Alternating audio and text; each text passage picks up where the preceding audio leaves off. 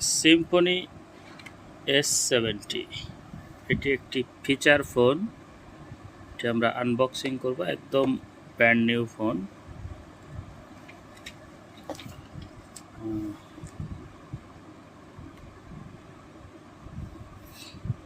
একদম brand new ফোনটার gate আপটা খুবই সুন্দর, এত সুন্দর প্রিমিয়াম ফিচার ফোন যে এত সুন্দর হয় এটা না দেখলে বোঝাই যাবে না।